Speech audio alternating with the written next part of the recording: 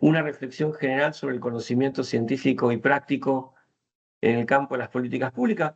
Voy a tratar de mostrarles muy simplemente, sin perder mucho tiempo en esto, que hay una diferenciación muy antigua, tan antigua que viene o por lo menos nosotros los occidentales suponemos que viene de las discusiones filosóficas en la Grecia antigua, una discusión que diferencia y jerarquiza el conocimiento científico y el conocimiento práctico, y hay una discusión muy antigua, es si el conocimiento práctico es o no científico, que es una discusión sobre la validez del conocimiento. Eh, Voy a tratar de mostrarles que esta discusión entre la ciencia política orientada al campo de las políticas públicas y la administración pública es una discusión que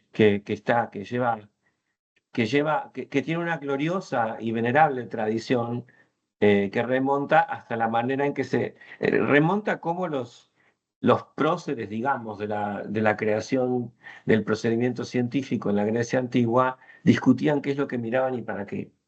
Y esto, que es muy antiguo, no nos interesa tanto lo que pasó en el intermedio, solo nos interesa saber que es una discusión antigua para entenderla. Se plasma hoy en una fuerte diferenciación entre los enfoques de investigación de la ciencia política orientada a las políticas públicas y la administración pública. Voy a proponerles una manera de ver esta diferenciación. Mientras que la ciencia política toma al Estado como una variable dependiente de lo que ocurre en el mundo de la política, ¿sí? Eh, y se especializa en tratar de entender por qué una política pública salió como salió, por qué fue diseñada como fue diseñada, se especializa en tratar de decodificar las coaliciones gobernantes, las ideologías de los sujetos que tienen peso político, los actores clave, y tanto los estudios de caso como el método comparativo estudia más a la política que a las políticas, ¿sí? La administración pública tradicionalmente ha sido un lugar de discusión de los artefactos de la política pública, los programas, los proyectos, las iniciativas, las organizaciones, cómo se arman, cómo se desarman, con qué se constituyen, cómo se financian, funcionan, no funcionan, tienen resultados, no tienen resultados. La, Mientras que la validación del modo científico de la ciencia política es en el sentido antiguo de Platón la verdad, yo quiero saber la verdad de la política, ¿no? ¿Por qué está ahí la política? Esta es la mirada clásica de la ciencia política. La mirada de la administración pública es para qué y cómo está ahí, cómo funciona, cómo ha sobrevivido ese programa, cómo ha superado las aguas turbulentas de la administración, cómo ha superado los vaivenes de la política, cómo ha resuelto sus problemas operacionales. Entonces, claro, idealmente, para cualquiera que conozca el campo de la política pública mínimamente, las dos miradas son importantes, no hay ninguna duda. Pero nuestra academia se ha especializado en diferentes direcciones. Y hoy tratar de mirar un proceso de política pública desde ambos puntos de vista y sobrevivir en el mundo académico es bastante difícil, y es bastante complicado.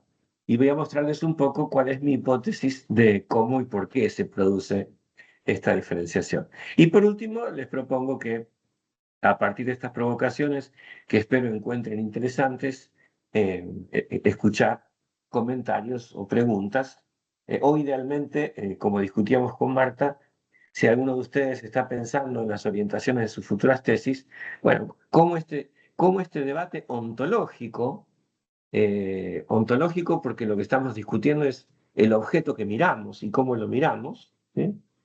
Cómo este debate ontológico repercute en cosas tan simples como qué hago con mi tesis, ¿no? Y cómo construyo mi marco teórico. O por lo menos yo que doy el taller de tesis en el doctorado de Administración Pública aquí, que es precisamente un doctorado que admite a las dos visiones, a la de la ciencia política que hace estudios de políticas públicas, que normalmente se conocen en el campo como análisis de políticas públicas, como los enfoques administrativos, en donde tenemos sobre todo practitioners que quieren aprender a mirar científicamente los fenómenos, bueno, y tienen que convivir. Y yo tengo que lograr hacerlos convivir en mi taller de tesis y convertir esa convivencia en algo fructífero, heurístico idealmente, ¿no es cierto? Que del choque de los puntos de vista surjan cosas más interesantes que los puntos de vista separados de la ciencia política clásica o de la administración pública clásica. Bueno, con ese plan en mente, una breve referencia a esta cuestión antigua que yo les decía. No voy a detenerme aquí porque por supuesto no tenemos tiempo y ya se nos fue como la mitad de la clase en introducción. Hay una discusión muy antigua en que la filosofía quiere que es de la Grecia antigua entre conocimiento teórico y conocimiento práctico, y la historia de la filosofía dice, o esta es la leyenda que nos vende habitualmente la historia de la filosofía más estándar, que Aristóteles, el padre del método científico occidental, se pelea con su maestro Platón, al cual nunca leímos directamente, sino a través de los diálogos con un dirigente político que se llamaba Sócrates, eh, y que discuten entre sí, o más bien, Aristóteles le pelea a su maestro que su visión del conocimiento es demasiado limitada, siendo la principal discusión que para Platón el conocimiento, es decir, la razón por la cual yo conozco era comprender la esencia de las cosas. La verdad estaba en la comprensión de la esencia de las cosas, pero recordarán ustedes la metáfora de la caverna que habrán estudiado en alguna clase de filosofía. Platón era un tipo contradictorio. Yo tenía, el objetivo de mi trabajo era conocer la razón de las cosas, pero no les podía conocer, porque tenía limitaciones insuperables para entender la verdad. Era ir hacia un lugar al que nunca podía llegar. Y Aristóteles, bastante más práctico, por diferentes razones, probablemente en la historia también de su vida, tuvo que ver con eso. Fue el centro neurálgico de su historia, es haber sido el profesor particular de Alejandro Magno. Ustedes conocen quizá esa historia. Y tenía, a diferencia de Platón, que tenía un círculo de intelectuales elegidos para discutir, Aristóteles tenía lo que hoy llamaríamos una escuela abierta. Eh, Aristóteles pensaba que todo lo que Platón dejaba de lado era muy importante, particularmente el conocimiento práctico, que era un conocimiento que no era solamente, digamos, que era un conocimiento. Aristóteles le decía a Platón, o esto nos cuenta la historia de la filosofía, y esto es importante para lo que va a venir después, que conocer la verdad es una parte del problema, pero la verdad tiene dos partes, una parte inmóvil, a la que de cualquier manera, como nos enseñó Platón, nunca vamos a llegar, y una parte cambiante, ¿no? Arbitraria, contingente, decía Aristóteles. Y entonces, el saber sobre lo contingente es muy importante porque con eso construimos la vida cotidiana. El saber sobre lo contingente es economía, agricultura, física, química y biología. ¿Sí? Entonces, ese conocimiento que para Platón no era central, en Aristóteles, sin convertirse en lo central, se convierte en algo importante. Y la historia de la filosofía nos dice, bueno, allí Aristóteles dice el conocimiento práctico es importante, sigue los mismos protocolos que el conocimiento científico. Yo tengo que encontrar verdades robustas que me sirvan para transformar la parte contingente de la realidad. ¿Sí? Entonces, aquí hay un primer elemento muy interesante de esta diferenciación, de esta histórica descalificación relativa de la importancia del saber práctico y de esta utopía a la llegada del saber puro que se replica en todas las ciencias occidentales, sobre todo en aquellas que tienen una aplicación práctica. Y la administración pública es la aplicación práctica de la ciencia política. ¿Ok? Uno puede discutir esta afirmación que acabo de hacer, puede inventar que son dos disciplinas diferentes, pero en la práctica, por su historia, por la manera en que se arman las discusiones, la administración pública es la parte aplicada de la ciencia política, como la genética, por ejemplo, es la parte aplicada de la biología. ¿Sí? Entonces, es un área que aparece con problemas y desafíos diferente al área de construcción del conocimiento puro. Y esta es una discusión, como les digo, muy antigua. Si uno la dramatiza esta discusión en una diapositiva como esta, lo que encuentra es que el conocimiento humano está construido por una discusión permanente entre una perspectiva, llamémosla científica, que dice que va a construir saberes validables, cuyo grado validable, ¿qué significa? Yo voy a decir que este saber es bueno, ¿por qué? ¿Qué es lo que valida este saber? Su grado de verdad. Mientras que hay otra perspectiva que yo voy a proponer llamar artefactual, que es un saber validable por su grado de aplicabilidad. ¿Sí? Y estas cosas, desafortunadamente, no son lo mismo. ¿Sí? Vamos a poner un ejemplo. No, no un ejemplo muy simple. Cuando yo estudio supongamos que yo estudio un programa social. Supongamos que agarro un programa de estos de Colombia de asistencia a las personas desplazadas. ¿Sí? Un programa que cuando lo desmenuzo y entiendo su diseño y veo cuándo salió, cuánta plata se destinó para hacerlo, entiendo varias cosas, entre ellas las perspectivas políticas de los diseñadores, el gobierno que lo puso en marcha, las agencias que participaron en el codiseño o no en el codiseño, los problemas que tuvo, algunos de los problemas que tuvo en el funcionamiento. Yo me pregunto por qué existe en el mundo el programa. Aquí me pregunto sobre cómo funciona, de dónde sale la plata, cómo se construye el padrón de beneficiarios, qué agencia pública es la que aplica. Y entonces, a pesar de que estos dos saberes en nuestra disciplina deberían ser completamente complementarios, los dos campos más típicos de estudio de las políticas públicas los diferencian. Y ustedes no van a ver a menudo tesis de ciencia política reconstruyendo procesos operacionales de programas. Y los técnicos, los fierreros, como digo yo, que de la administración pública, la pregunta sobre cuál es la ideología mental del gobernante es importante, pero no es central. Sabemos que hay gobernantes de izquierda y gobernantes de derecha que podrían estar perfectamente de acuerdo o totalmente en desacuerdo, pero podrían estar perfectamente de acuerdo en problemas operacionales, porque es otro, otra validación, ¿no? del fenómeno, la aplicabilidad, la funcionalidad, la operacionalidad. Y esto genera un problema importante cuando pasamos a nuestro conocimiento, el de políticas públicas, que generamos dos tipos de conocimiento que tendrían que ser complementarios, pero no lo son. ¿Sí? La política típica, la ciencia política típica es dominantemente comparada, desarma a los fenómenos en variables. Ustedes habrán tenido probablemente innumerables cursos metodológicos que arrancan el curso diciendo agarro el fenómeno, lo desarmo en varias variables, cuantifico, si puedo, esas variables, ¿sí? Y luego trato ¿no es cierto?, poner las variables en el paquete para tratar de obtener una explicación causal del fenómeno a partir de la relación que hay entre las variables. ¿Sí? Mientras que la aproximación de la administración pública en general tiene que ver con estudios de caso en profundidad, donde yo reconstruyo procesos, donde las explicaciones descriptivas o causales tienen énfasis en la relación funciones-resultados, mucho más que en la relación sujetos-impactos. Fíjense que de algún modo esto quiere decir que, por ejemplo, un politólogo normal dice que una política es como es por la ideología de la coalición gobernante. Y un administrador normal dice que una política es como es por el modo en que funcionan sus partes operacionales. ¿Y quién tiene razón? Los dos, ¿no?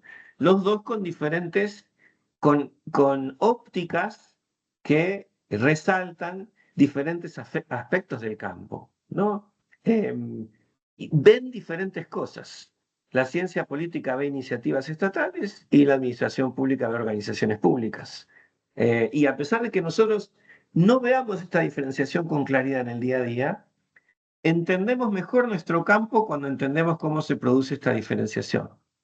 Y si ustedes ahora están terminando seguramente grados y posgrados en la ESA, es probable que dominen ustedes trayectorias docentes que están de este lado de la pantalla, pero estamos mezclados con el análisis de políticas públicas, por lo que vamos a ver a continuación, y esa diferenciación es siempre a medias, y esa diferenciación siempre enrarece la discusión metodológica sobre cómo debo abordar yo un problema, ¿no? ¿Cómo lo debo abordar?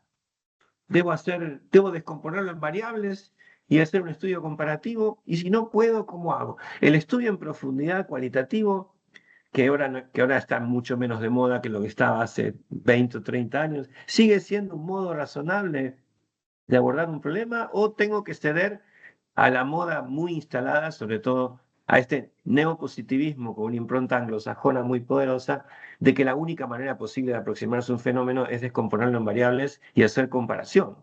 ¿Sí?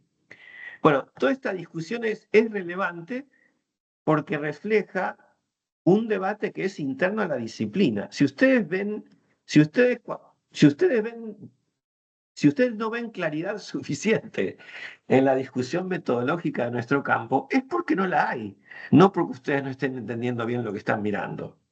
Es porque hay un debate no saldado, es porque hay un proceso de especialización en dos campos que cada vez discuten menos entre sí. Y muy pocos de nosotros somos críticos de esa diferenciación. La mayor parte de nosotros estamos cada vez más cómodos en alguno de los campos.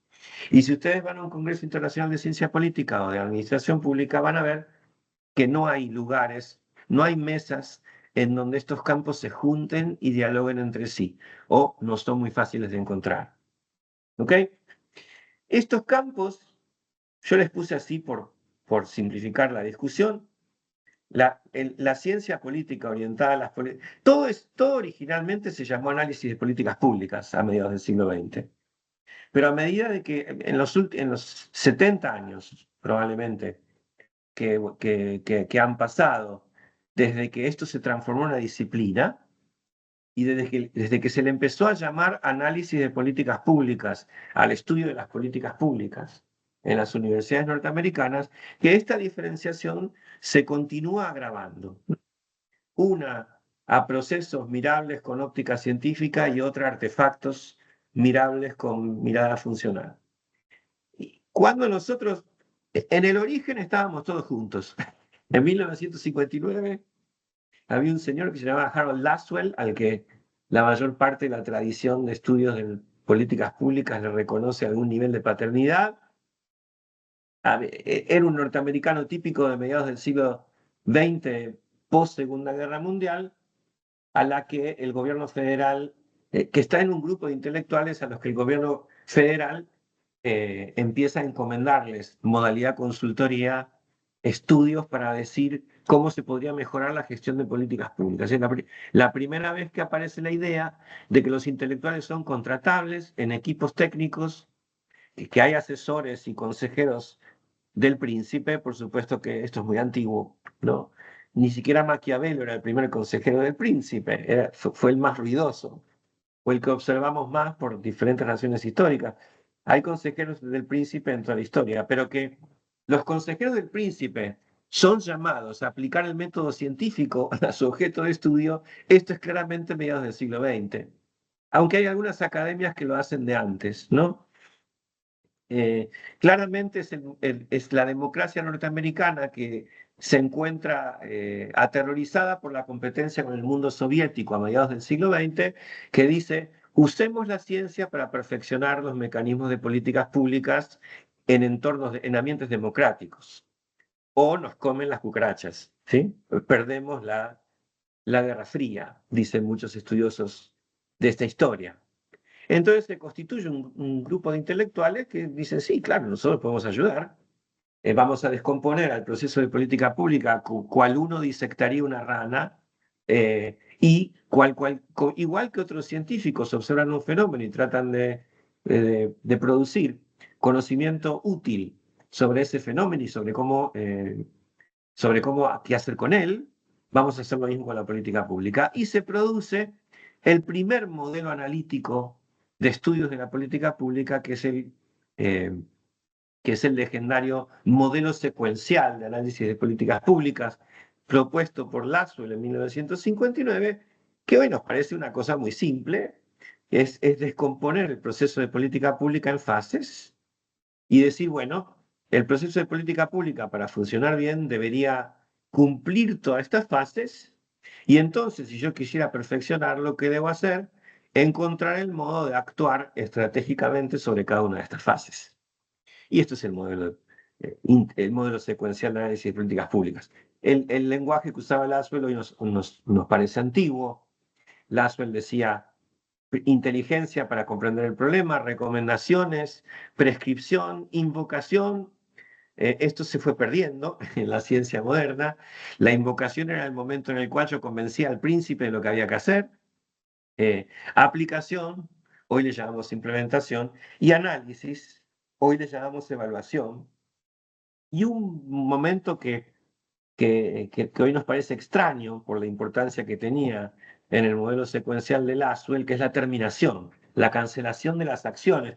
Pero era importante porque Laswell tenía que convencer a los que miraban esto de que la constitución de equipos de políticas públicas no era para siempre. Eso es un debate típicamente de la burocracia norteamericana, ¿no? Que hoy vemos muy vuelto a dramatizar por este predominio de un partido republicano antiestatista que dice que el Estado tendría que ser un conjunto de agencias temporarias y que no debe ser un conjunto de agencias permanentes. Es un debate muy típicamente norteamericano, que no tiene tanta rima en estructuras estatales como las nuestras.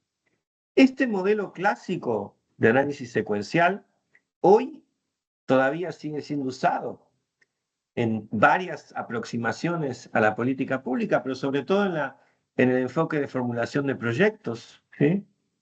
Es el que subyace al marco lógico, es el que subyace al FODA, es el que subyace, e incluso para muchos politólogos más clásicos, más tradicionales, la descomposición de un proceso de política pública en sus partes con el modelo secuencial sigue siendo el mejor modo de entender una política pública, a pesar de que la teoría repiquetee de que presuponer que hay fases es un error. No siempre la política pública tiene diseño, a veces arranca sin diseño, a veces arranca y nunca se implementa.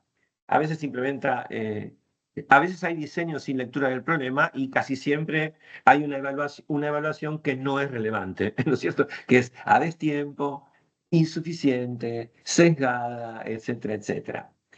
Todos decimos eso cuando damos clase de administración pública, pero el modelo secuencial nos sirve como un modelo esencial de comprensión de que cualquier proceso de política pública, cuando está completo, tiene al menos 4 momentos. Un momento en que hay una discusión, comprensión, análisis, diagnóstico, tache lo que no corresponda, que nos permite comprender el problema. Hay un momento en el que se decide qué va a ser, qué se va a hacer, se toman decisiones, se llama diseño. Hay un momento de implementación, toda la carne al fuego, como decimos aquí en el hemisferio sur, metáfora del asado. Está todo en el fuego y listo, ya está. Una vez que está todo en el fuego, está jugado. Solamente podés esperar a obtener un asado bien cocinado. Y luego tenés los efectos, que son el reino de los estudios ex post. Cuando un proceso de política pública cumple la totalidad de su ciclo, pasó al menos por una etapa de problema, una etapa de diseño, una etapa de implementación y una etapa de efectos. Sigue siendo hoy el modelo de 1959, transformado.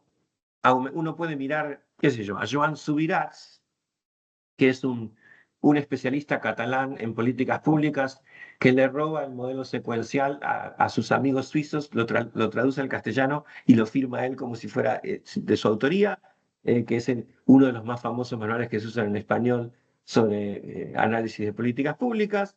O uno podría utilizar cualquier otro. A todos los subyace esta visión esencial de que un proceso que es la misma de 1959, que un proceso de políticas públicas se desarma en sus partes y uno lo comprende por el análisis de sus partes.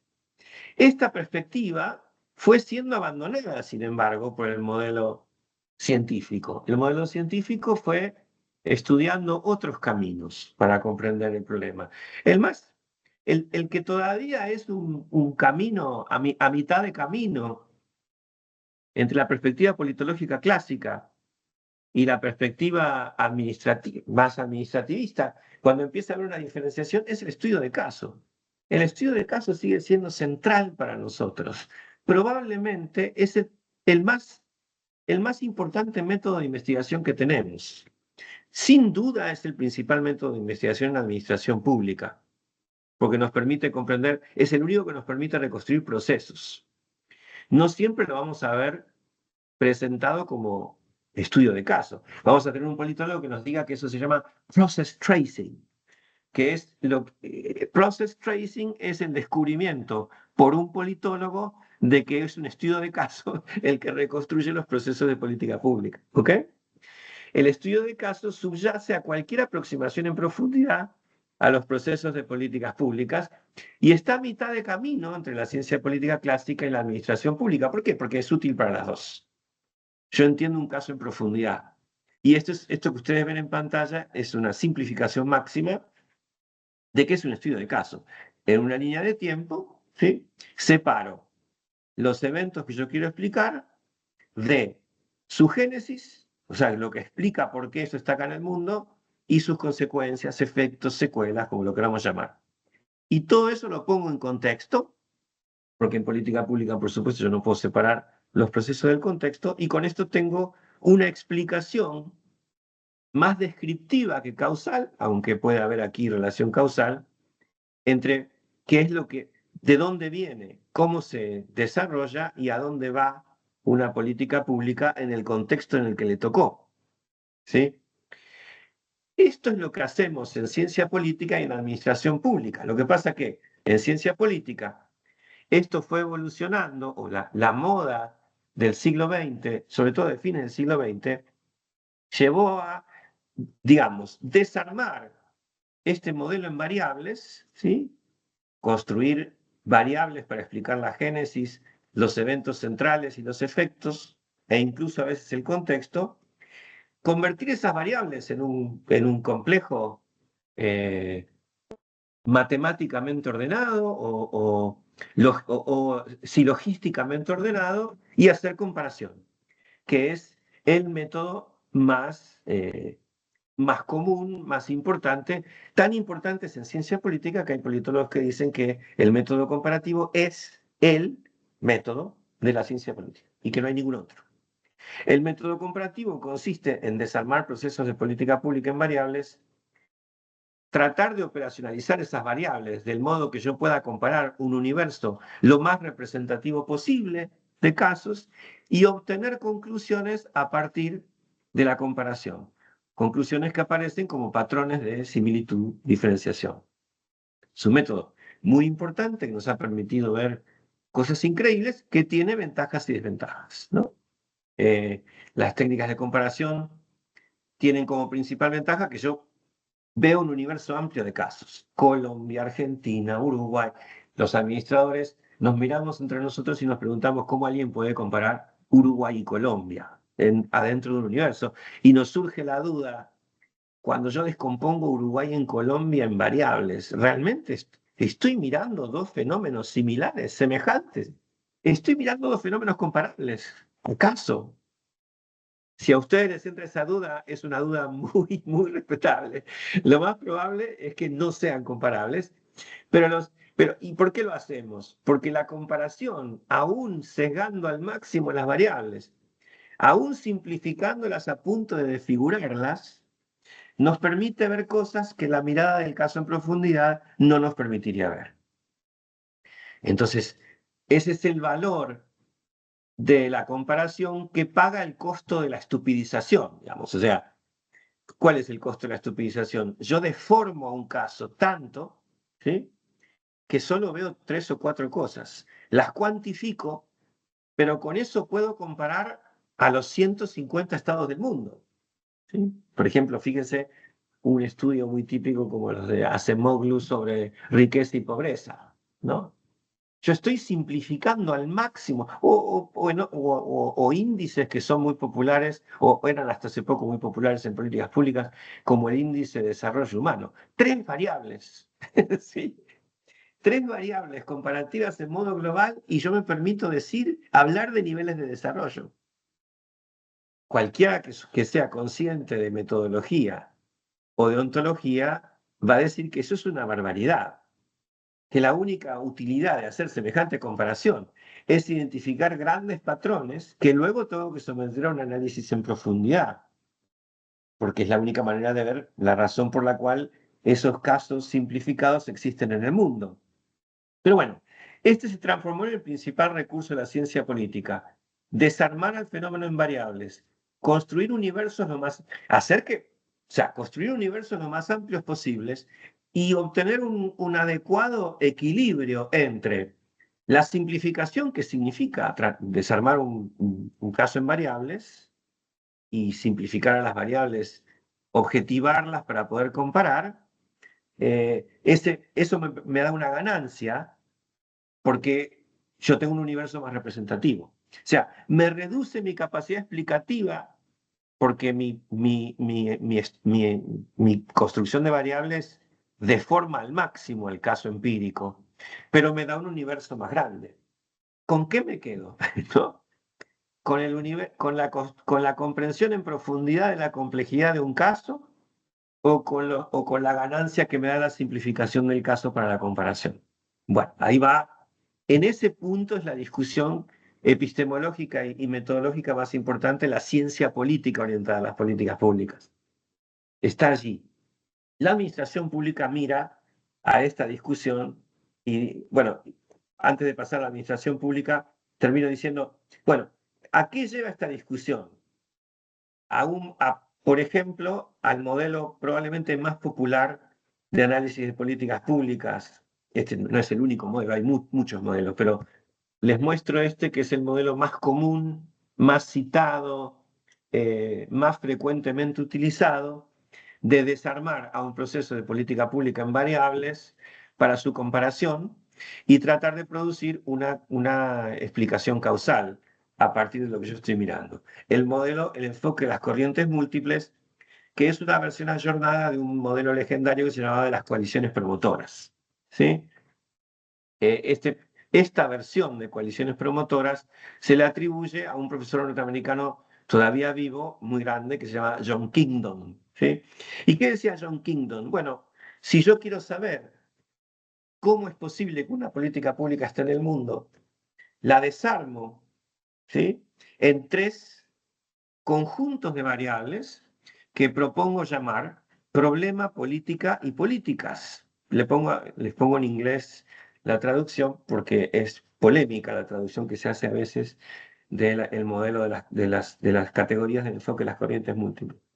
El problema es, si yo en un proceso de política pública aíslo al problema como algo que no tiene sujeto, como algo que evoluciona, ¿no? El clima, por ejemplo, ¿no? Las energías, la pobreza, ¿sí? Es un conjunto de problemas que tiene una evolución propia, una historia propia, que parte de la sucesión de visiones que hay sobre el problema, conceptuales, políticas, populares, etcétera. Una sopa, decía John King, una sopa en la que se mezclan opiniones, sentido común, ciencia, política, y que la llamamos la corriente del problema. Una segunda corriente, la corriente de la política, totalmente independiente del problema, que es la corriente de los conflictos políticos entre coaliciones de gobierno. El mundo de las ideologías, de las elecciones, de las competencias, de la disputa por la conquista del poder estatal. Un mundo que tiene una lógica propia, tiene intereses, tiene actores clave, tiene motivaciones, que va por otro lado. Y un tercer mundo que también es casi como un mundo aparte, que es una sopa primaria, decía, una sopa primigenia sería la traducción más adecuada, de primeval soup, que es una sopa primaria de todo lo que yo hice en la historia sobre un problema. Eh, ¿qué, qué entra? Por ejemplo, todo lo que yo hice en políticas de seguridad urbana, ¿no? ¿Qué sé yo? La historia de los centros de la juventud de Medellín, por citar un caso colombiano, ¿no? La forma en que las ciudades norteamericanas combaten la delincuencia juvenil en las áreas, en el centro de las ciudades, y la forma en que lo hacen las ciudades latinoamericanas en la periferia de las ciudades. Todas esas soluciones técnicas que se fueron acumulando históricamente es la corriente de las políticas. E incluso hay un modelo de análisis de políticas públicas que dice que esto es tan central que es lo único que hay que mirar, que ustedes lo habrán escuchado nombrar alguna vez, que se llama el enfoque del tarro de basura o del cesto de basura, que dice que acá está todo, que la mejor explicación para las políticas públicas es mirar qué es lo que se ha hecho y qué es lo que se ha descartado a lo largo de la historia, ¿no? Es una exageración, pero es interesante. Bueno, estas tres corrientes, ¿sí? Están en el mundo y hay un actor clave, hay un sujeto que se llama emprendedor de política, una coalición, como decía el conjunto de las coaliciones promotoras, que lo que hace es combinarlas, encuentra la manera de combinarlas. No es que encuentra porque no es tan fácil, no es que es un sujeto que está consciente de esto, es un actor que en el momento de la historia que yo estoy mirando consigue activar una política pública porque consigue combinar las tres corrientes y abrir lo que se llama, lo que Kingdom proponía llamar una ventana de oportunidad, al cabo de la cual se toman las decisiones que hace una política pública. No me importa tanto Kingdom, sino mostrarles qué es lo que esto significa desde el punto de vista metodológico, ¿sí? Esto significa haber descompuesto una política pública que es una historia, como muestra esta, que es una historia, ¿no? Haberle atribuido a partes de esa historia el carácter de variables centrales, cuantificarlas o no, esto puede ser un estudio cualitativo o cuantitativo, comparar a los casos y de la comparación de los casos surge que en la mayor parte de los casos que yo miro, hay unos sujetos que podría llamar emprendedores de políticas que combinan unas cosas que podría llamar corrientes en forma de una ventana de oportunidad. ¿Sí? Ese es el camino que toma la ciencia política orientada al campo de las políticas públicas, que es una ciencia, lo toma, ¿por qué? Porque genuinamente el campo de la ciencia política piensa que esta es esta como un modelo entre varios, pero este siendo muy representativo del modo en que se hace análisis de políticas públicas en el mundo contemporáneo, es el modo en que debería actuar un científico que mira un proceso de política pública y que a la manera de Platón desea conocer la esencia de las cosas, ¿sí? La verdad detrás de las cosas. Hay otro campo, acá empiezo a terminar, gracias por su paciencia. ¿Cuánto llevamos? Ya bastante, sí, casi una hora. Yo calculé 45, muy poco planificador el profesor. Bueno, demasiadas cosas quería decir en demasiado poco tiempo. Propongo terminar lo más rápido posible, así nos queda un buen rato para charlar. La otra mirada, en la que se especializa la administración pública, aunque no siempre lo reconozca como tal, es la de un legendario intelectual norteamericano que se llamaba Herbert Simon. Herbert Alexander Simon. Simon es un personaje muy raro. Este es un tipo que ganó el Premio Nobel de Economía por la idea de que el conocimiento es imperfecto, en contra de una visión muy clásica del siglo XX, de que el conocimiento podía ser perfecto si yo tenía los instrumentos necesarios para captarlo. Y Simon decía, con un sentido común pasmoso, sí, subrayo la parte si yo tuviera la información suficiente para captarlo, decía Simon a sus colegas neoclásicos o clásicos y les decía, bueno, pero no tienen los elementos para captarlo. Como no tienen los elementos para captarlo, es muy estúpido convertir en variable algo de lo que no tengo conocimiento suficiente. Lo más probable es que mi comprensión del fenómeno sea imperfecta. Entonces, ¿qué deberíamos hacer? Decía Herbert Simon, aceptar que es imperfecto, ¿sí? El conocimiento.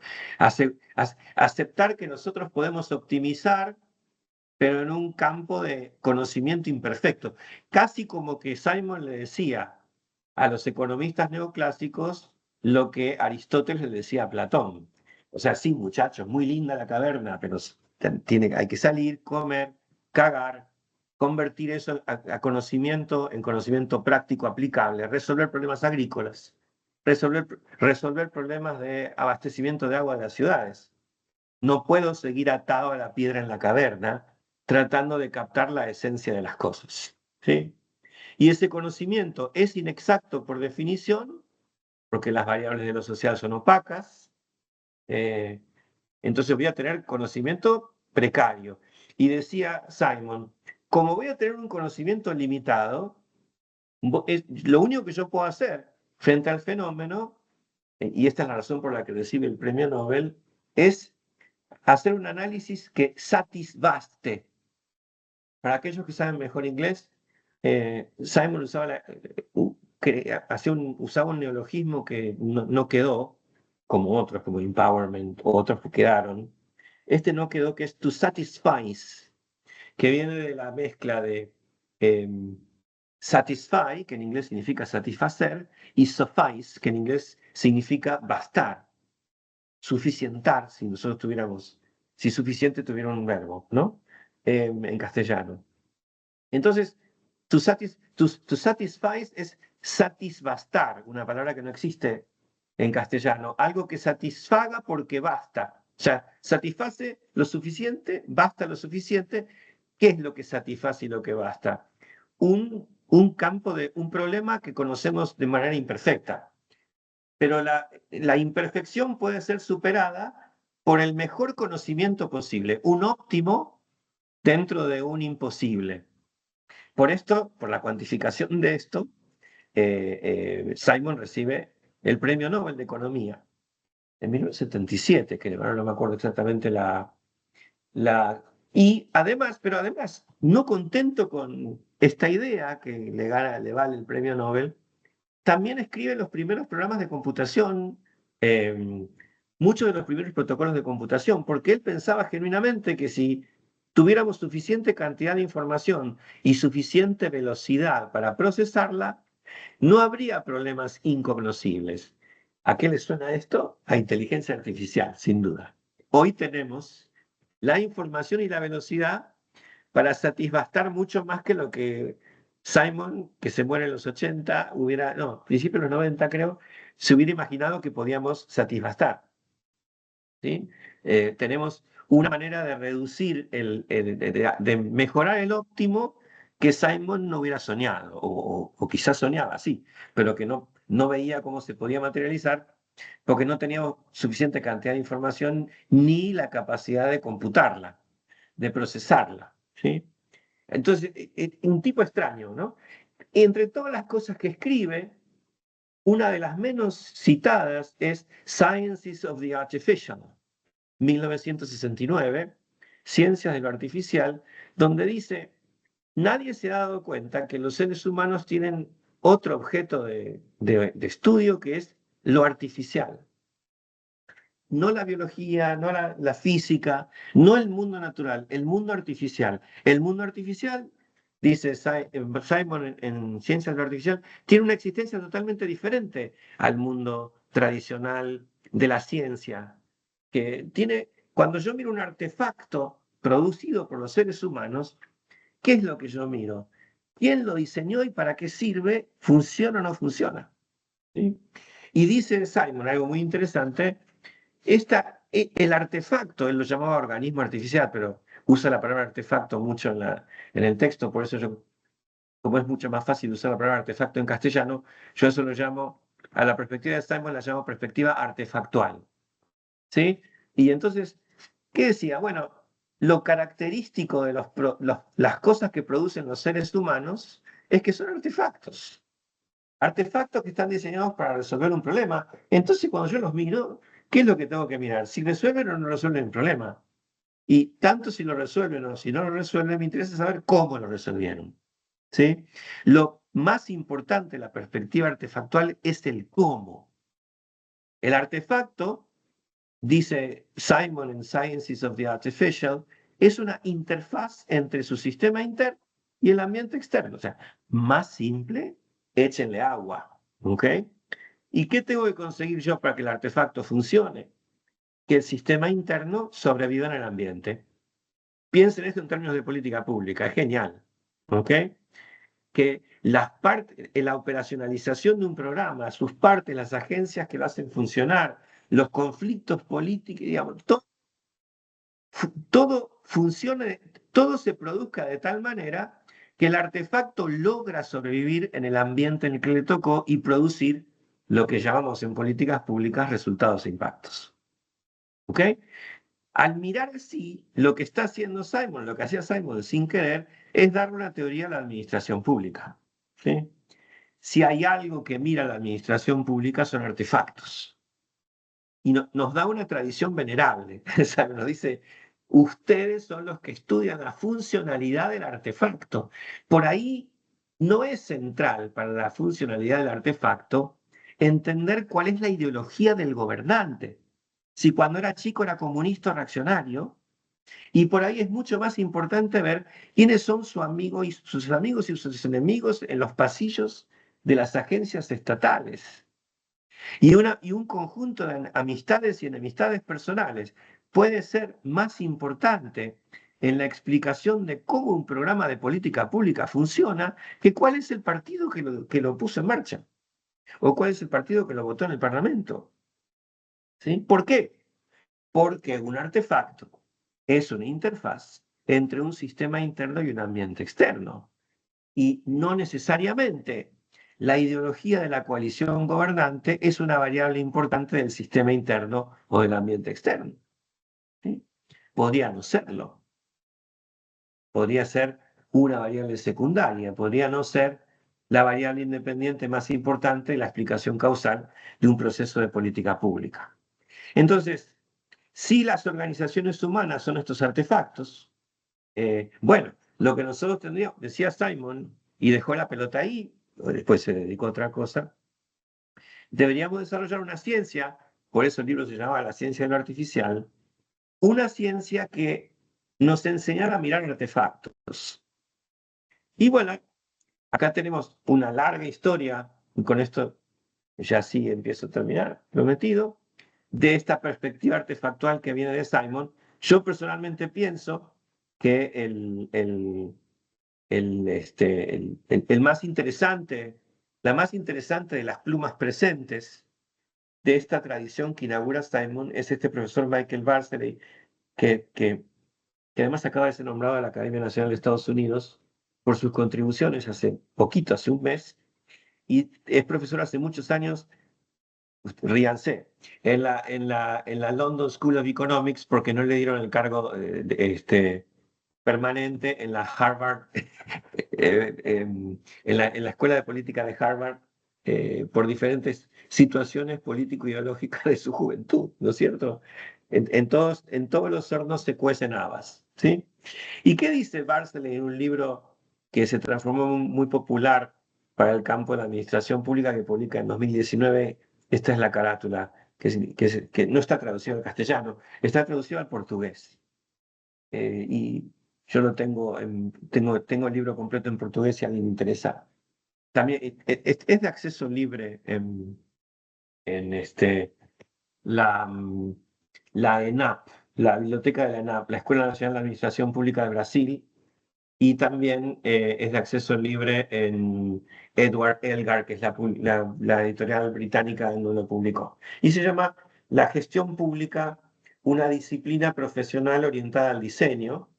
Le rinde homenaje a la idea, Simon llamaba a las ciencias que abordaban organismos artificiales ciencias del diseño, porque eran ciencias que tenían que ocuparse de comprender cómo un artefacto va a sobrevivir, cómo esa interfaz entre sus sistemas internos y el ambiente externo va a sobrevivir.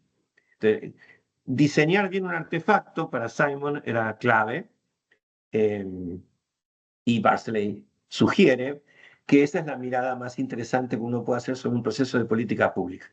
Y este esquemita, que lo hemos discutido con Bartley, pero no le cae enormemente en gracia, yo diría que le cae en gracia 60%. ¿Okay? Es una simplificación de esta mirada que dice, bueno, si yo quiero entender el artefacto, ¿qué es lo que tengo que mirar? Bueno, yo lo tengo que desarmar, y cuando lo desarmo encuentro una superficie en la que veo las consecuencias del artefacto, en términos de políticas públicas, los efectos que hay en la realidad, impactos, resultados, números, pobres, ricos, desarrollo, crecimiento, guerra, ¿sí? Consecuencias. Pero cuando yo miro al interior del artefacto política pública, cual muñeca rusa que se va revelando gradualmente, una primera superficie debajo de la principal es la gestión, esto lo sabemos muy bien los que estudiamos administración, lo que se ve de afuera, ¿no? Cuando levanto el capó del auto, veo el motor, y el motor me habla más del auto que lo que hay del lado de afuera. Veo los sistemas y mecanismos que garantizaron o no el cumplimiento de qué, el cumplimiento de lo que un diseño que había para ese proceso de política pública que estaba compuesto por estrategias, criterios, requerimientos, y en el centro neurálgico del artefacto están los propósitos.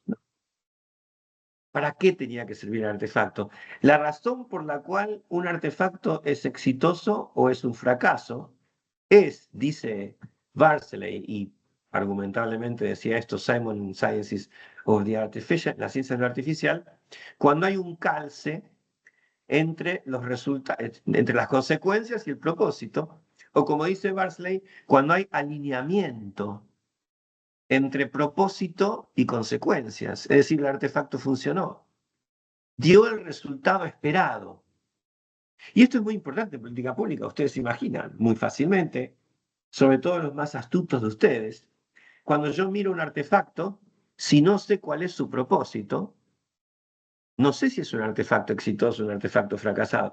Aquí en Argentina tenemos una muy antigua discusión que, bueno, no muy antigua, pero que yo discuto mucho en clase con mis estudiantes del doctorado para explicarles este asunto del artefacto.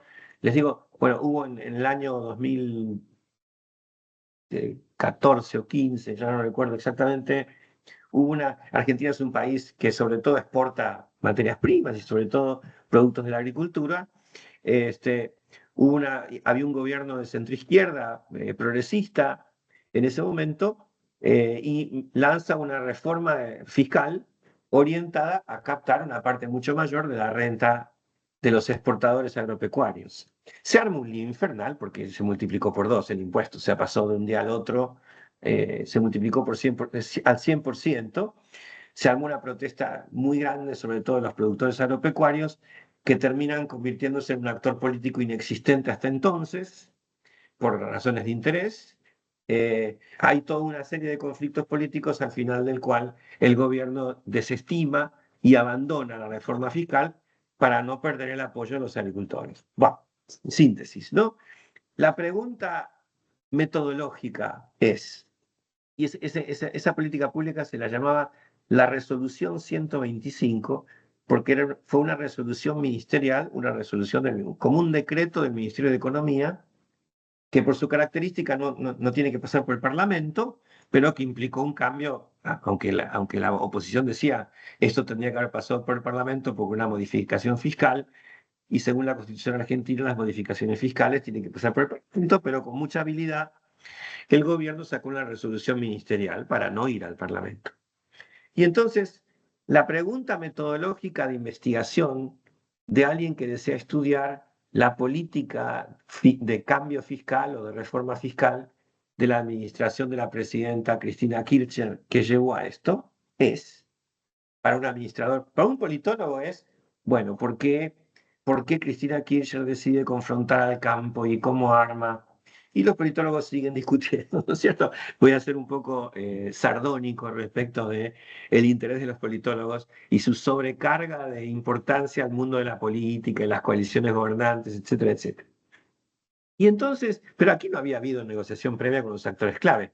Fue una resolución de la noche a la mañana. Entonces vienen los administradores y dicen, pero ¿qué es lo que quería conseguir la presidenta con esta? Entonces hay una discusión de propósito, ¿no? ¿Cuál era el propósito? Para decir yo si esa política había sido exitosa o fracasada, tengo que ver si hay alineamiento de resultados con propósitos, hubiera dicho Simon y dice Barclay. Entonces, tengo que preguntarle a la presidenta, señora, ¿usted qué quiso hacer? Y hay dos respuestas posibles, según mis estudiantes, ¿no? Que hemos discutimos siempre este caso en clase. Hay dos respuestas posibles. Hay una que es, yo quería aumentar la obvia, ¿no? Yo quería aumentar la capacidad de recaudación fiscal del Estado Nacional. Todos pensamos que es lo lógico y lo normal. Y si eso hubiera sido, si ese fuera el propósito, la política es un fracaso. ¿Por qué? Porque no solo aumenta la capacidad de recaudación del Estado argentino, sino que produce un conflicto político al cabo del cual tiene que ser abandonada la reforma fiscal. Un fracaso, completo. ¿Sí? Pero una vez un estudiante me dice en clase, profesor, ¿y si ese no fue el propósito?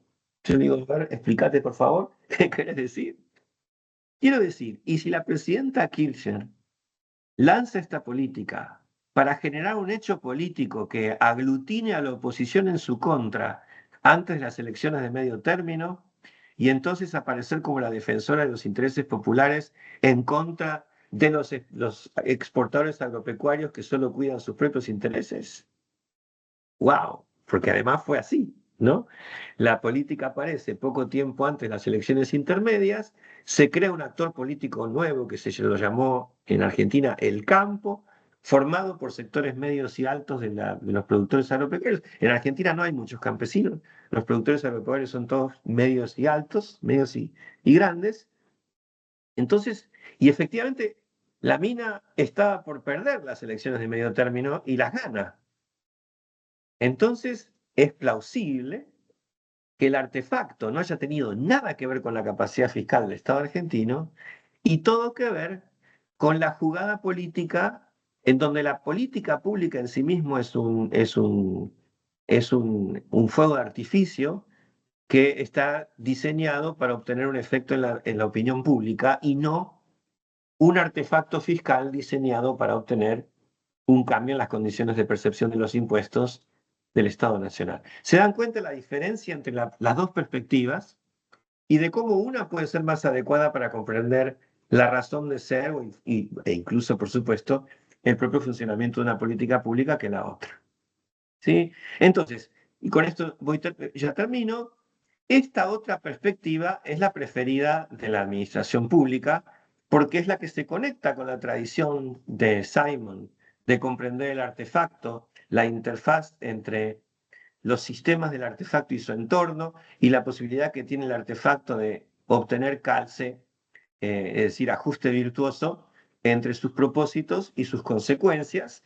Y Barclay propone hacer esto con un modelo que él llama la ingeniería inversa, al igual que Kingdom, una ingeniería que permite reconstruir, dice Barclay, es un vocabulario un poco extraño, estrambótico, pero no muy difícil de entender.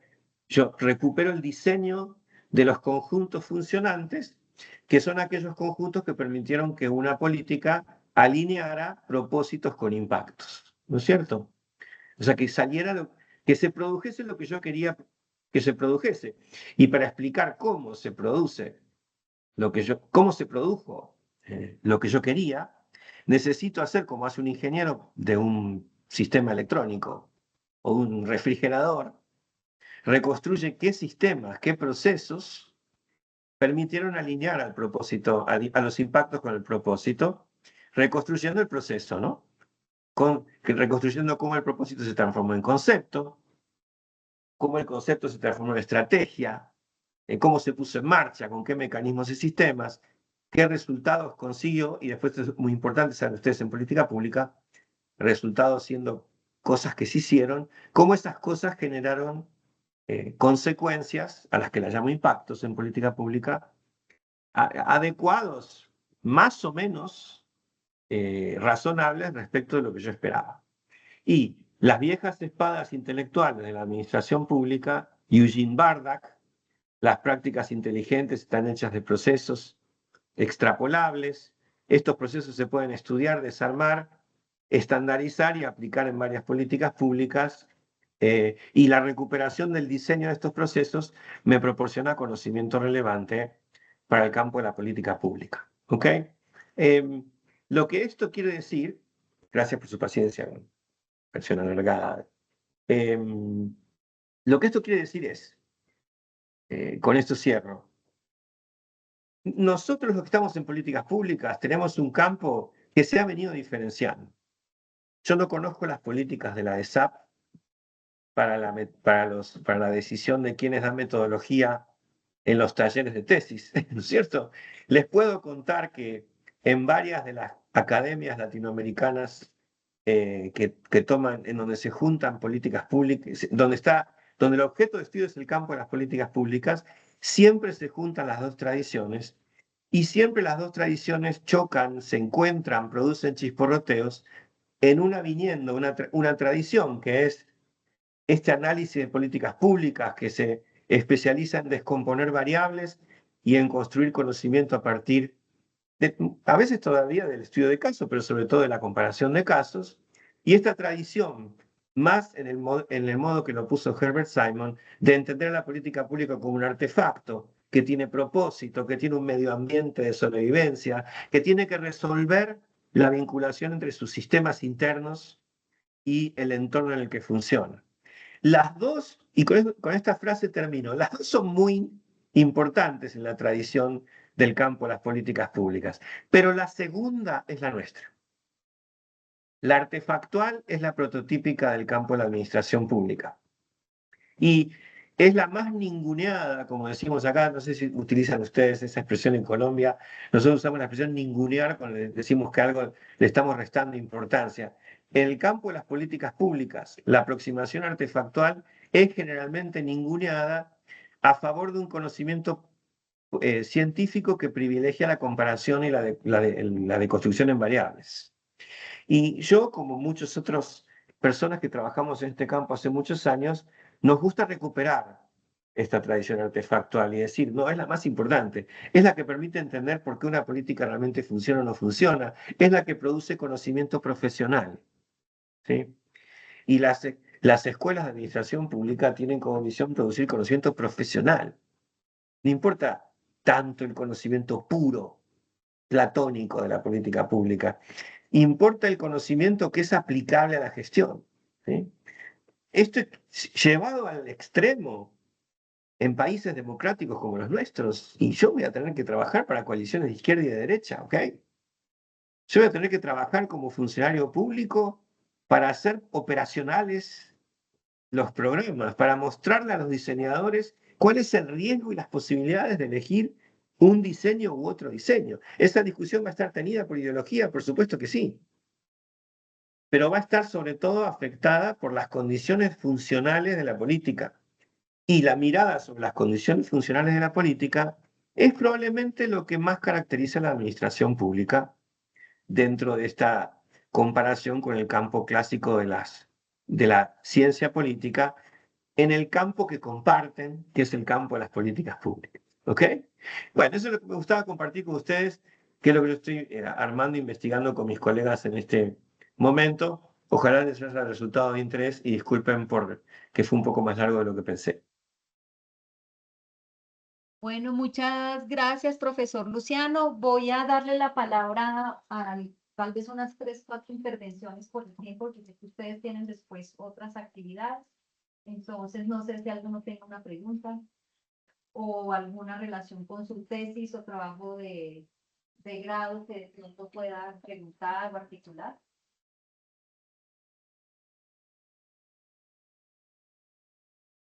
Están tímidos, están tímidos.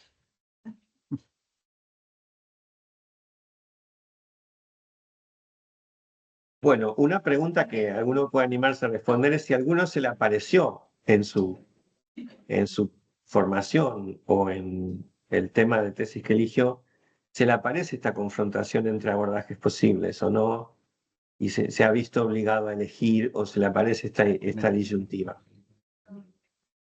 Metodología.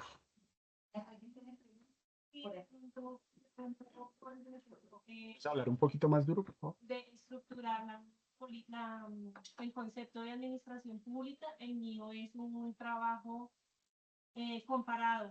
¿Eso se puede hacer independientemente del país o qué se debe tener en cuenta? Bueno, eso es una buena pregunta porque lleva a una discusión muy interesante que es ¿qué enseñamos cuando enseñamos metodología? ¿Sí?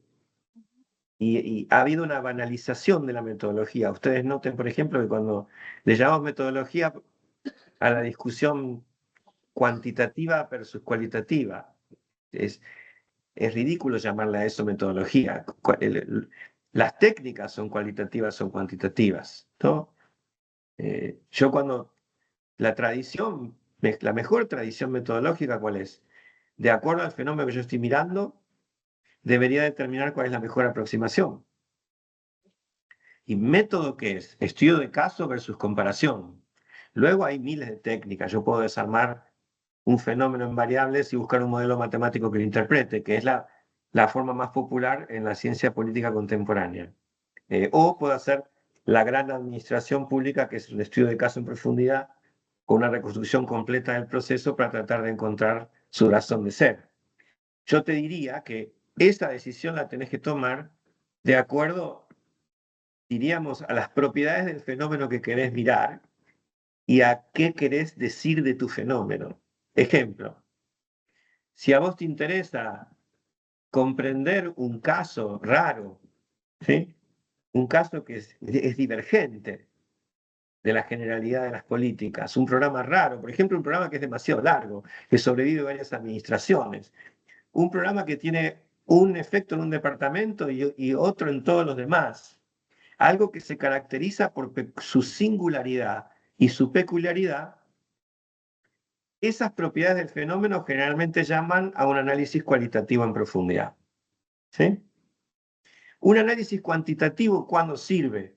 Cuando vos no tenés idea del fenómeno que estás mirando y querés hacer una primera aproximación y vos analizás un caso en profundidad y no hay nada, obviamente. Si yo analizo, supongamos que yo tengo un programa, qué sé yo, de salvataje de mujeres de pelo azul, digamos, en pueblos subcordilleranos. Y yo analizo el caso de Medellín. ¿Y qué va a decir? Nada va a decir ese análisis. En el mejor de los casos va a decir qué ocurre en Medellín. Entonces ahí voy a considerar, bueno, a ver, este programa de salvataje de mujeres de pelo azul, para tratar de aprender algo sobre ese programa, lo mejor que puedo hacer es estudiar la mayor cantidad de casos posibles. ¿Sí? Entonces agarro, lo descompongo en variables y comparo todos los departamentos de Colombia. Y tengo una primera vista de cuál es la variable posible del universo. En un lugar funcionó bien, más o menos mal. En un lugar fue apropiado por varones calvos como yo, a pesar de que era un programa para mujeres de pelo azul. ¿Sí? ¿Y qué es lo que...? Y entonces, a partir de ahí me surgen preguntas que el análisis cualitativo responde después, ¿no? ¿Por qué estos patrones de divergencia o de convergencia? Entonces, es la calidad. Los que enseñamos talleres de tesis, generalmente, ¿qué decimos? Que es una consecuencia del fenómeno que quiero mirar, cuál es el método que debo usar, en primer lugar. Y cuando digo método, digo los grandes métodos. Los que discutimos acá. Estudio de caso, comparación, descomposición en variables. Luego vienen las técnicas, que son las que me permiten refinar el método que yo haya elegido. Y por ahí, en algunos casos, se puede descomponer un caso en variables y aplicar un modelo matemático, como les encanta hacer a muchos politólogos norteamericanos. Y está bien, y yo tengo información sobre muchos casos, en suficiente cantidad, confiable. Tengo un modelo matemático que es una buena hipótesis de relación entre causa y efecto.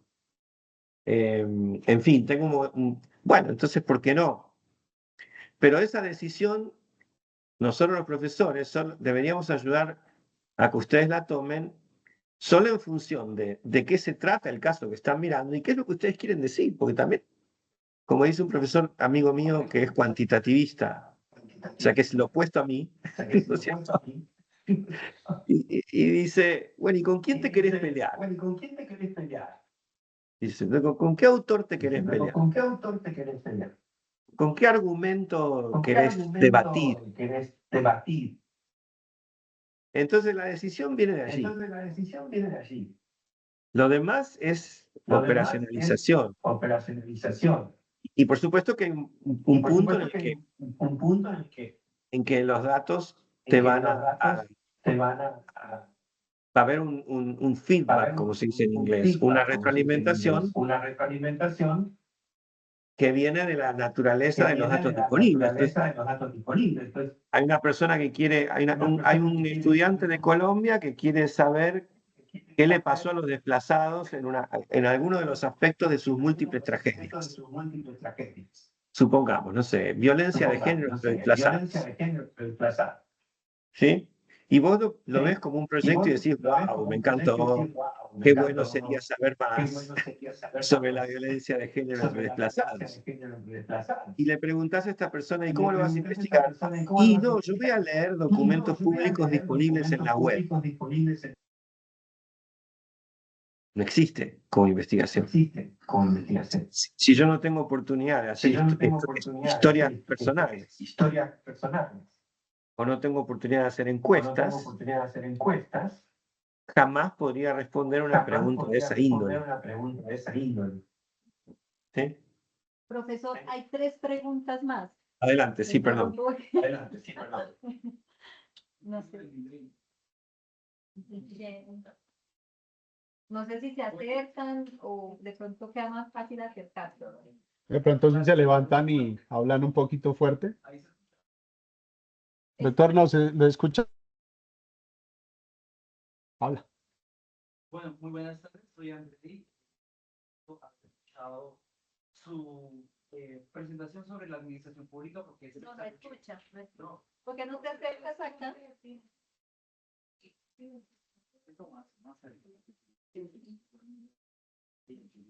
No, no mordemos, yo no muerdo. Voy a hacer acá. Buenas noches. Bueno, me enfrentaba, sí, como yo hablaba de la administración pública como una ciencia que tiene una incrustación puramente instrumental, una racionalidad instrumental, y hablaba del cameralismo, cómo nace como una ciencia precisamente de cómo mantener al Estado, pero en ese momento a las monarquías, y que buscaba también acercarse pues al mercantilismo y mantenerlo como una forma de generar beneficio para el Estado y por esa vía mantener el beneficio de sus súbditos, si se quiere. Mm, pero entonces era precisamente eso que la administración pública como disciplina trae este concepto de eficientista, de eficacia, de productividad, pero entonces se olvidaba un poco de ser una ciencia que esté mucho más, una disciplina, perdón, que pueda sentir. Sí, esto hablándolo desde cómo se deslinda un poco de no solamente las ciencias del análisis del Estado, sino una disciplina que busca generar beneficios para los territorios.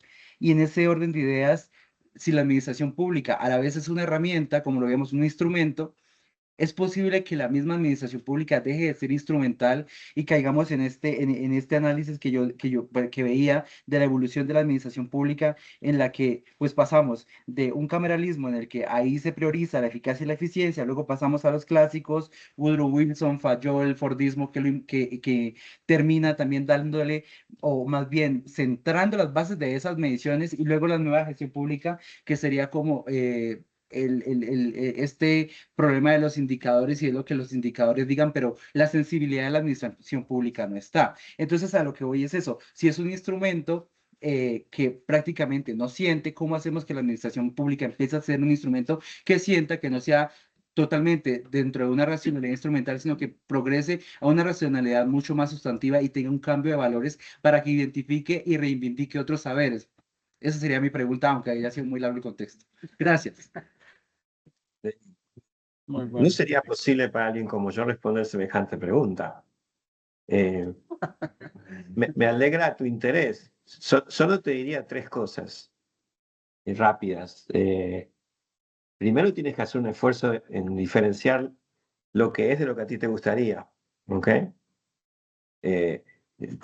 Aprender una disciplina implica dominarla primero, luego podés imaginar cambios futuros, formas de intervenir sobre el saber, sobre la comunidad epistémica, como se la llama a veces.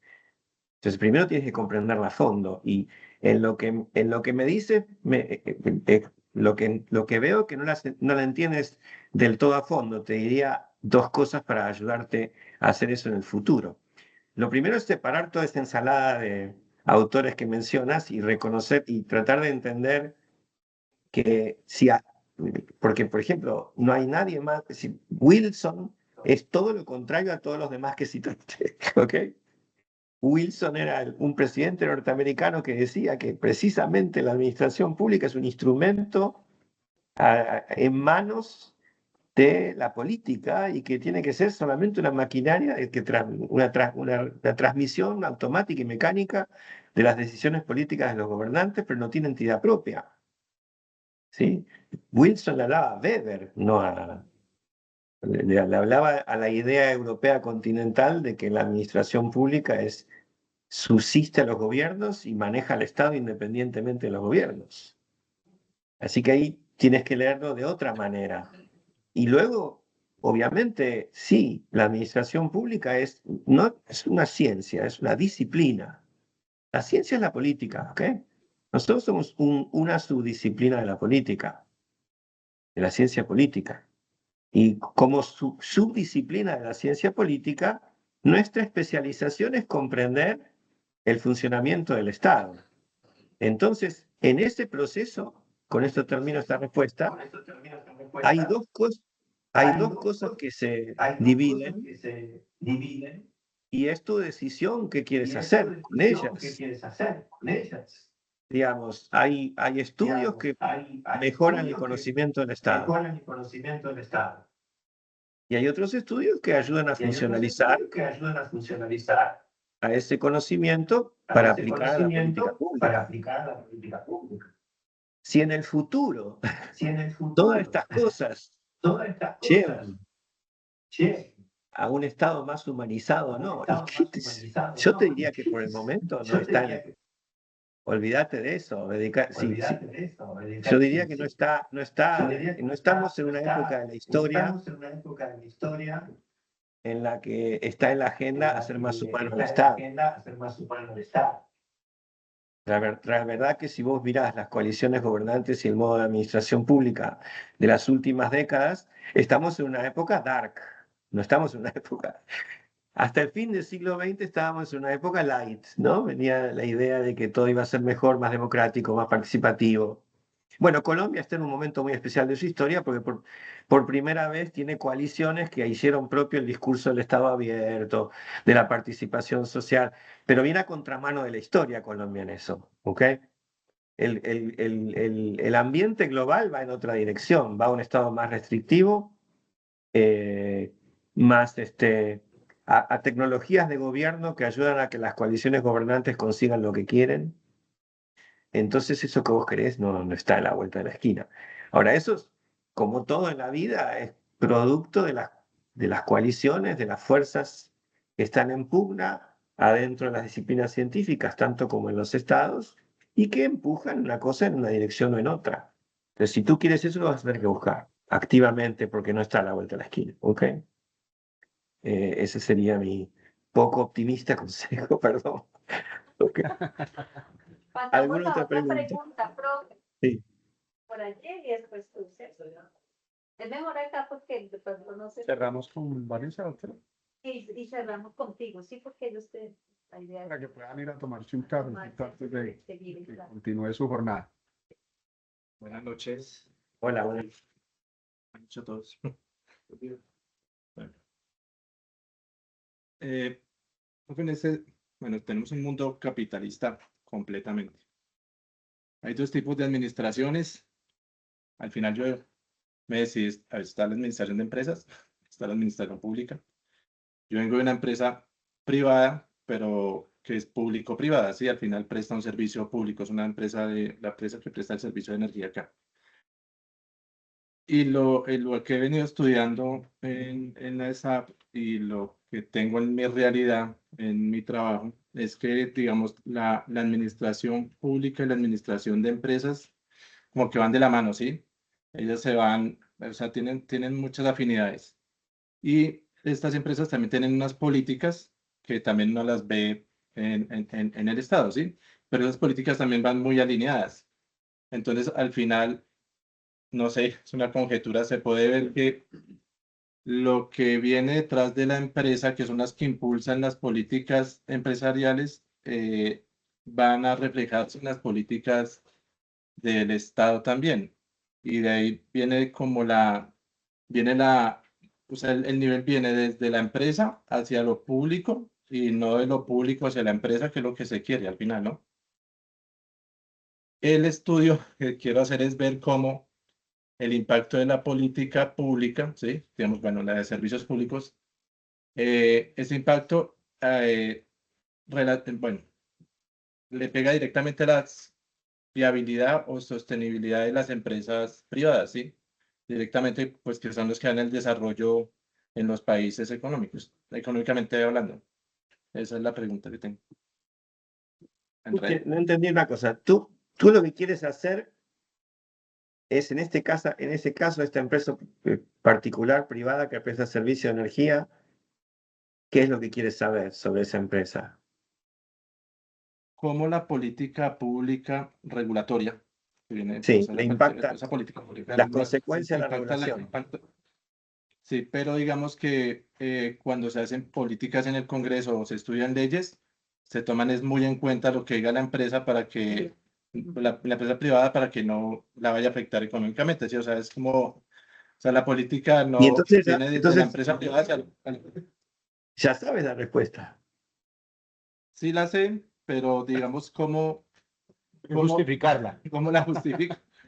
O sea, sí. Bueno, lo primero creo que que tienes todos que lo hacer, sabemos. bueno, lo primero que tienes, mi consejo sería, si estuvieras en mi taller de tesis, yo te diría, lo primero que tienes que diferenciar es el plano de tu propia mirada, ¿ok?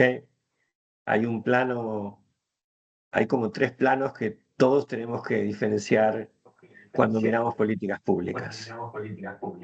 Hay un plano que es descriptivo, es el esencial, lo primero que necesitas es conocer a fondo la política pública.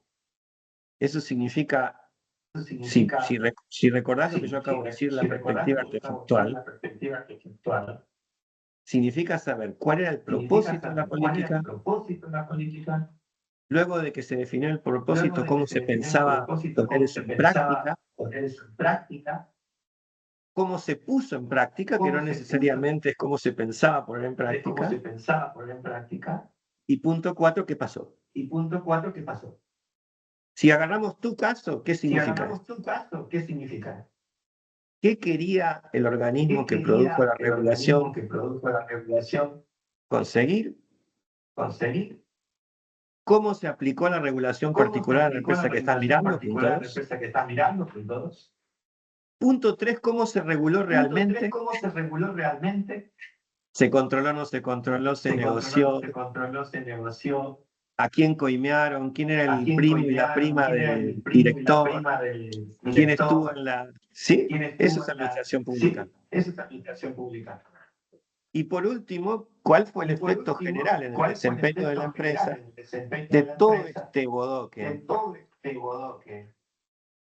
Entonces, muchas veces, cuando una política pública es compleja, lo mejor que puedes conseguir es una descripción de todo esto. Y ya que vos estudies en profundidad con entrevistas y observación participante a la empresa Electricidad de Bogotá, no importa, ¿ok? Ya es un logro, una contribución muy importante al saber de nuestro campo de estudios sobre la empresa. Luego vienen arriba varias capas de complejidad posible que vos te podés preguntar, y vos podías, pero nombremos solo 2 muy brevemente para mostrar cómo se direcciona una investigación. Vos podrías tener una mirada más politológica y una mirada más administrativista, ¿ok? Una mirada más politológica te diría, bueno, ¿qué significa la reconstrucción de este caso, Electricidad de Bogotá, ¿no? Y el impacto de la regulación, no sé, estoy pelotudeando porque realmente no sé debajo de qué órbita subnacional, municipal caería esto. Supongamos que fuera nacional, la órbita nacional. Entonces, vos te querés preguntar el impacto de las políticas regulatorias de las prestadoras de electricidad local. Eso es una pregunta bien politológica, ¿ok? Lo que haces es reconstruir el proceso por el cual se quería obtener un tipo de efecto, se diseñó un tipo de regulación y se obtuvo otro tipo de efecto. Y esa es tu tesis. Una mirada más administrativista sería ¿qué buscaban conseguir, menos ideológico, menos cuestión general de nueva gestión pública, no nueva gestión pública, administración privada, no tanto eso, sino qué es lo que qué es lo que se esperaba conseguir puntualmente de las empresas de electricidad local. ¿Por qué se diseñó la regulación del modo en que se diseñó? ¿Qué agencias públicas son las que tenían que poner en marcha? ¿Quiénes iban a ser los inspectores? ¿Qué controles iban a hacer? ¿Con qué frecuencia y de qué tipo? ¿Sí?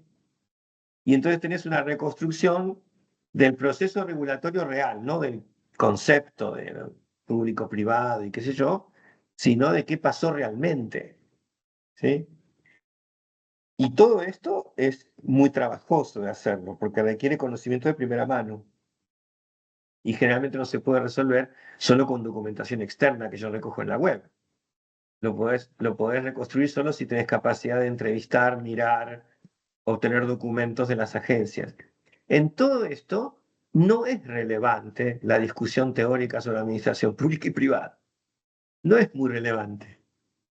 Solo te sería relevante si vos lo miraras desde el punto de vista de la sociología de las organizaciones, por ejemplo, y dijeras, bueno, el análisis de cómo una política regulatoria impactó sobre la electricidad de Bogotá nos muestra la dificultad de aplicar un marco regulatorio público a una agencia privada. ¿Sí? Y entonces ahí te metes con otra literatura, la que discute si hay diferencia entre la administración pública y la privada, si hay, cuál es, tiene que ver con los mecanismos de gestión, como decía la nueva gestión pública típica de los años 90, no tiene que ver con los mecanismos de gestión, esa ya es una literatura un poquito vieja, ya no se lee tanto. ¿Por qué? Porque la discusión de los 90 ya pasó hace 30 años, ¿sí? Y todos los mecanismos de gestión de las empresas privadas ya están adentro del sector público.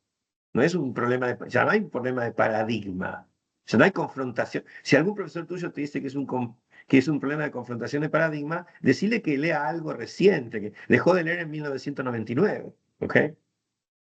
Es un discurso que es un problema que ya no es relevante hoy. Hoy es una bola y cuando alguien dicta sociología de las organizaciones, dicta estrategias privadas aplicadas al sector público. ¿Ok? No es que. Entonces, pero esa literatura no. Lo que quiero decir con esta respuesta tan larga en una conferencia como esta es, esa literatura podría no ser la más relevante para vos. Todo depende, como en la pregunta al primer compañero tuyo, ¿qué es lo que querés, a la primera compañera tuya, qué es lo que querés saber sobre el fenómeno que estás mirando? Y yo lo que quiero, por ejemplo, vos mencionaste el impacto que tiene la regulación en las condiciones de sobrevivencia de la empresa.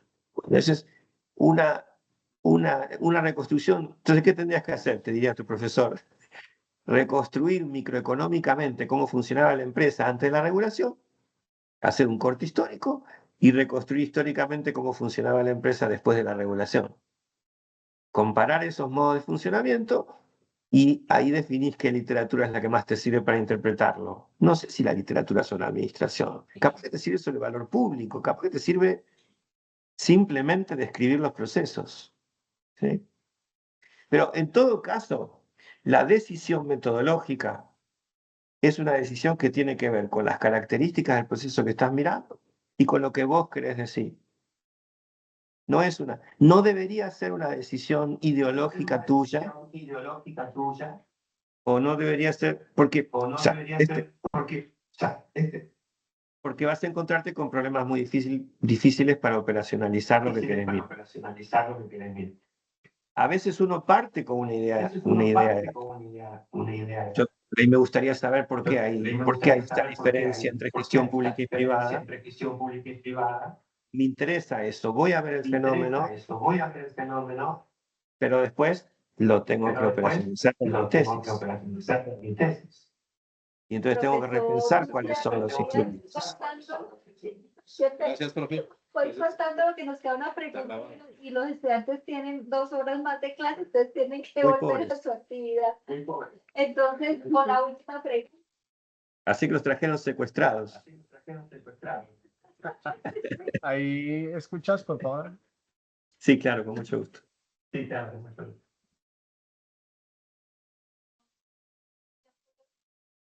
Si hay alguien hablando, no lo estoy escuchando. Ya un segundo, profe, qué pena. Hablo duro solo para el saludo. Ok, no hay ningún problema.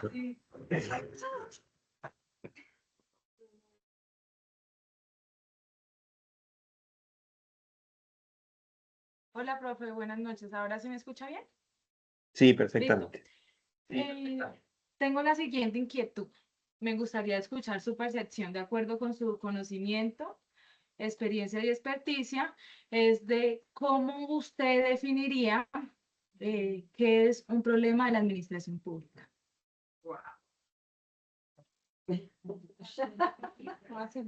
Me encantó. Esa es una pregunta inteligente, ¿ves? Es una manera de decirle al profesor todo esto que usted dice. ¿Qué quiere decir? Muy bien. Profe, y esta pregunta, discúlpeme, Sí, dale. es muy interesante, especialmente para los chicos de segundo semestre que están empezando a problematizar para que por favor puedan, justamente era el objetivo de este ok. escenario. Entonces, para que por Entendí. favor, profe, le agradecemos ahora sí, qué pena. No, por favor, gracias a vos, perdón por interrumpirte. Yo creo, es difícil semejante pregunta, pero dos cosas cortas trato de decirte. Lo primero es, depende a quién le preguntes. Lo que vas a encontrar es un universo de autores y personas que opinan cosas diferentes, y entre otras cosas, eso es lo que he tratado de mostrarte hoy, que hay un montón de respuestas posibles, pero que si vos sacudís, las metés adentro de un vaso, sacudís, ¿no es cierto? Y tirás, vas a encontrar generalmente dos conjuntos de respuestas. Llamémosle una visión más típica de la ciencia política, que te va a llamar la atención sobre la ideología de los gobernantes, las coaliciones de gobierno, los partidos, ¿sí? Y una visión más típica de la administración pública, que te va a llamar la atención más a los pasillos, las agencias, la plata, los proyectos, el modo en que están organizados, etcétera, etcétera. Si esto es así, un problema de administración pública es más frecuentemente un problema organizacional que un problema político. ¿Ok? No porque lo político no importe, sino, y con esto cierro, sino porque lo político es visto como un problema organizacional. ¿Qué significa esto? No te importa lo que piensa el funcionario, a quién votó, ¿ok?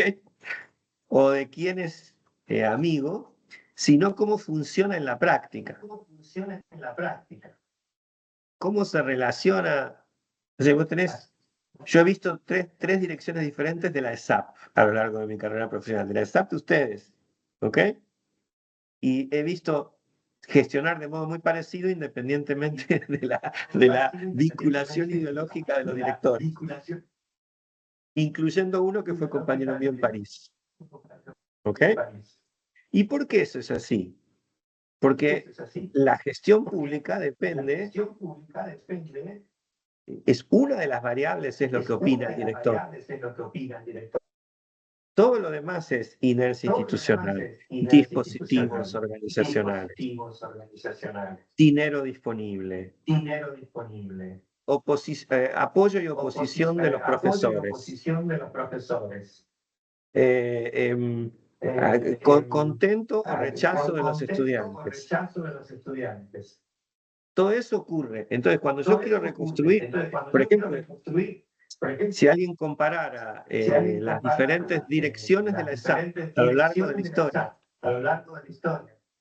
y quisiera explicar qué es lo que quisiera encontrar, digamos, cuáles son las variables que explican las diferenciaciones entre las gestiones,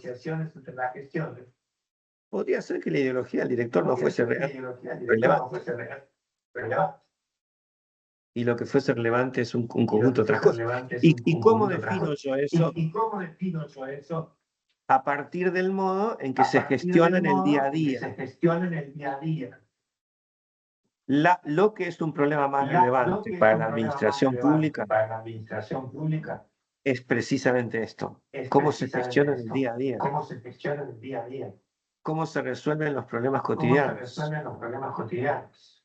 ¿Qué sistemas de apoyo ¿Qué tienen sistemas de las apoyo personas que tienen toman las decisiones? personas que toman decisiones? Por ejemplo, como dice Por Simon, ejemplo, como dice Simon, ¿cómo se imaginó el ¿cómo se decisor al imaginó problema que el tiene que decisor resolver? al problema que tiene que resolver? ¿Se lo imaginó como un ¿Se lo problema imaginó como un problema que viene de su fantasía que viene de ideológica su fantasía o ideológica tiene información tiene, empírica? o tiene información empírica? ¿Quiénes son sus aliados? ¿Quiénes son sus ¿Quiénes son enemigos? sus aliados? ¿Quiénes son sus enemigos? El director de administración de la ESAP le bloquea el uso de los fondos, digamos, y este tipo de cosas que son las que explican lo que ocurre con el artefacto, ¿sí? Si hay algo que es lo más central característico de la administración pública es el artefacto.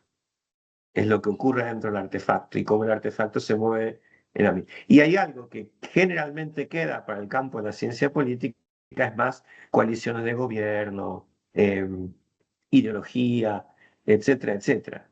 Espero no estar diciéndoles con esto que se equivocaron de carrera, ¿no?